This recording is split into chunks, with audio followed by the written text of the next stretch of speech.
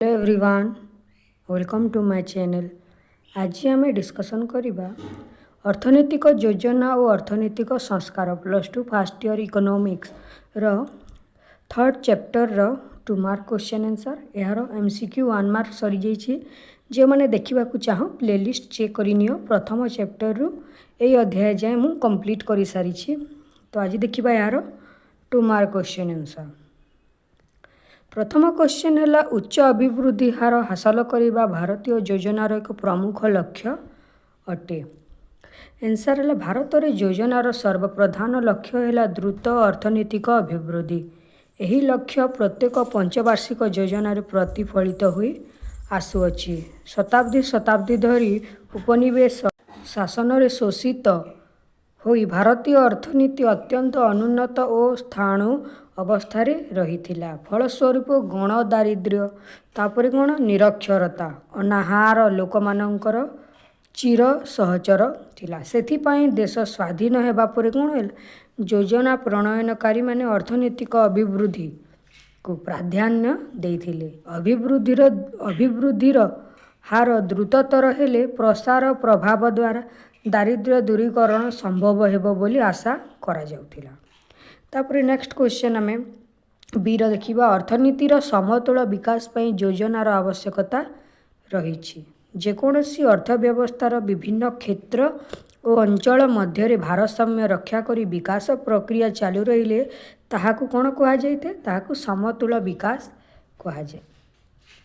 मुक्त अर्थव्यवस्था अंचल मध्य और विभिन्न क्षेत्र मध्य कौन भारसाम्य रक्षा करने संभव हो न था। फलस्वरूप कौन होता है अर्थनैतिक विकास रे असमतुल और वैषम्यर मात्रा वृद्धि पाई था। यह दूरीभूत करने कौन दरकार योजनार आवश्यकता होता है। उत्पादी पुंजीनिवेश को अग्राधिकार भित्तिरे विभिन्न क्षेत्र मध्य आवंटन करी क्षेत्रीय समतुलता रक्षा करा जाई पारे। पाश्चात्य और अनग्रसर अंचल पाई स्वतंत्र योजना विशेष सहायता माध्यम रे अधिक पुंजी विनियोग करी आंचलिक वैषम्य दूर करा जाई था। तापर थर्ड क्वेश्चन देखिबा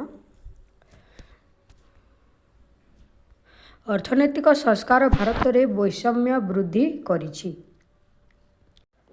1991 पर उदारवाद लिबेरालाइजेशन प्राइवेटाइजेशन ग्लोबलाइजेशन द्वारा भारतर अर्थनीति तीव्र वृद्धि करिथिला, किंतु यह वैषम्य बढ़ाइबाकू मध्य प्रोत्साहन देइछि। कौन कौन देखिबा कौन कौन वैषम्य बढ़ाइछि। उच्च कुशली कर्मचारी आय बढ़िला, किंतु कौन हैला कृषि और अकुशली काम रे वृद्धि खूब कम जहाँ आय रे तफात बढ़ाइला। तापर कौन हैला संस्कार लाभ प्रायतः सहर और शिल्प क्षेत्र रे केंद्रित होई रहीगला। फल कौन है ग्राम अंचल पछुआ हो पड़ा। तापर नेक्स्ट क्वेश्चन संस्कार अर्थनीति अभिवृद्धि प्रक्रिया को त्वरान्वित करिछि। 1991 अर्थनैतिक संस्कार भारतर अभिवृद्धि प्रक्रिया को गभीर भाव में प्रभावित करिछि। कौन कौन देखिबा बजार मुक्तिकरण बेसरकारी क्षेत्रर भूमिका बढ़िबा और वैदेशिक पुंजीनिवेश द्वारा अर्थनीतिर वृद्धि गति द्रुत हो जाइछि। आईटी सेक्टर है service sector telecom auto industry इत्यादि द्रुत विकास पई अभिवृद्धि को नुआ पथ देइछि। नियंत्रण कमी जिबारु उत्पादन गुण एवं सेवार निष्पादन क्षमता वृद्धि पाइछि। नेक्स्ट क्वेश्चन है इरे सामाजिक न्याय प्रतिष्ठा भारतीय योजनार अन्यतम लक्ष्य अटे। सामाजिक न्याय प्रतिष्ठा में प्रथमे देखिबा कौन सामाजिक न्याय प्रतिष्ठा आम देश रे अर्थनैतिक उन्नयन एक प्रमुख लक्ष्य। उन्नयन प्रक्रिया रे सबु वर्गर लोक भागीदार होई जातीय आयरु सेमानंकर नियोजित अंश जेभली अंश ग्रहण करि परिबे ताहा ही हैला कौन सामाजिक न्यायर उद्देश्य। यही लक्ष्यर तीनोटी प्रमुख दिग रही। कौन कौन प्रथम दिग है भूमिहीन तफसिलभुक्त जाति उपजाति भली दुर्बल श्रेणीर लोकंकर जीवन धारणर मान रे कौन उन्नति आनिबा। एसटी एससी मानकर छोट जाति मानकर जीवनर धारणा रे उन्नति आनिबा। द्वितीय परिसंपत्ति बंटन थिबा वैषम्य को ह्रास करवा एवं लास्ट रे हला आंचलिक वैषम्य को दूरीभूत करवा। एटा हला अर्थनैतिक योजना और अर्थनैतिक संस्कार चैप्टर 2 मार्क।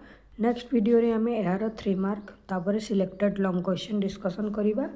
तो वीडियो भल लगी वीडियो को लाइक करदेव एवं सांग मानक मध्य शेयर करने को भूलिब नहीं।